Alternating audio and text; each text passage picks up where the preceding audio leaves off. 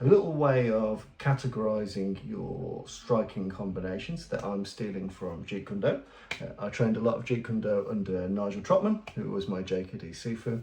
And what I'm going to do is going to take a methods of attack matrix from that and combine it with the techniques of World War II Gutterfighting, because it's a really useful way of aggregating and systemizing how you go about striking. So the 5 methods of attack. The first is what's known as SDA, single direct attack. And that is an attack that comes just by itself. So it might be tiger claw to the eyes. It might be a single chin jab. It might be a single edge of hand. It's a single direct attack. It goes straight from A to B. Then you've got ABC, attack by combination. And this is where you combine 2 or more of the techniques. So we might go, that was 2 tiger claws and an edge of hand. It might be a chin jab, double edge of hand, double chin jab. It might be just 3 consistent edge of hands. We might change up the levels. All sorts of things going on. Attack by combination, A, B, C. The next is attack by drawing, A, B, D. And this is essentially where you leave an irresistible gap for the opponent. They take that opportunity and you've drawn them in, and it's attack by drawing. So a great example of this might be you're conversing, you have open hands, you're talking, you've got your hands quite wide apart. That leaves a very obvious line down the middle. Things on the outside are kind of blocked. If you're like, hey, don't want any trouble. I've covered that line, I've covered that line. The obvious thing to do is come down the middle. So I've drawn an attack. So my ABD might be this, talky, talky, talky. And when the time is right, I'll move my head and feet and body offline. And I'll do a double slap. It could be sides of the ears, front of the head, back of the head, whatever. It may well be that I've just drawn this opportunity, knowing that when they strike, I can strike over the top and pivot over. So attack by drawing might be this, an irresistible straight down the line target, but at my time of choosing, I'll move my head, move my body and fire the technique. So nice and simple. I've drawn, I've left you a gap. In the same way a boxer might drop this lead arm, knowing that there's no point attacking here, there's no point attacking here, but here's good. I know that you're going to take that, so I might slip and strike. Attack by drawing. So in a World War II context, it might be my fence, my talking hands are in the middle, which leaves me vulnerable to the outside.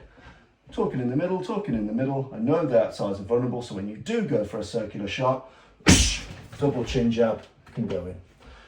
So I've drawn in a technique, whether it's making the sides irresistible or the front irresistible or whatever it may be, A, B, D.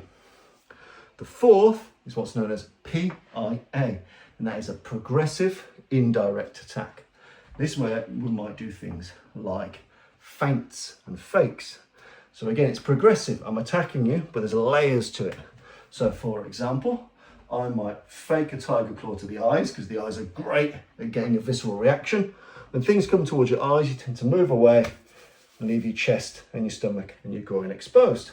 So I might fake the shot to the eyes and instead deliver a shot to the sternum, for argument's sake. So here, I feinted to the eyes, boom, straight in there. It may well be, that I make you think I'm attacking with the right, and in fact, I'm going to hit with the left. So I might fake a hook or a slap on this side, and again, feint high, hit low, feint low, hit high. It's a progressive indirect attack. I've made you think something's coming on one level, and actually, it's something else. So progressive indirect attack. And the fifth and final is HIA, hand immobilization attack. Some people refer to this as trapping. There are so many ramifications of this. A simple one, it's hard to do with Bob because he's got no arms. And yes, I could build arms, but I'm not gonna. Right, so imagine Bob's gobbing off and he's pointing at me, calling me all rounds of ginger fuck, whatever he's gonna do here.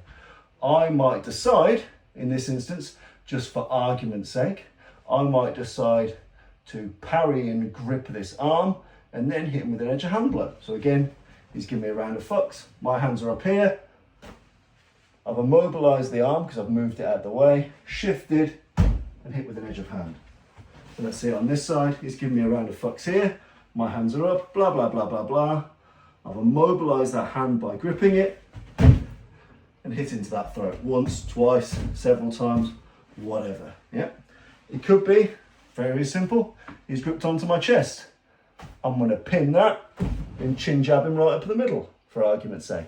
There are billions and billions and billions of ways in which you can pull these off. But those are 5 ways of attacking where you can really build a decent framework. So SDA, single direct attack, it comes by itself. Attack by combination, 1, 2, 3, 4.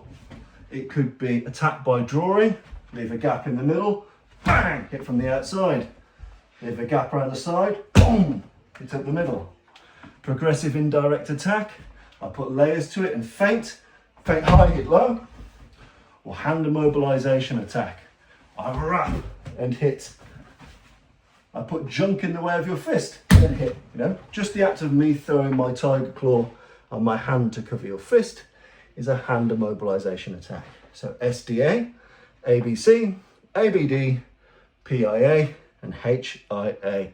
There's some acronyms to work with, but that's a good way to bring your World War II combatives to life. Put different contexts in there, different flavors in there.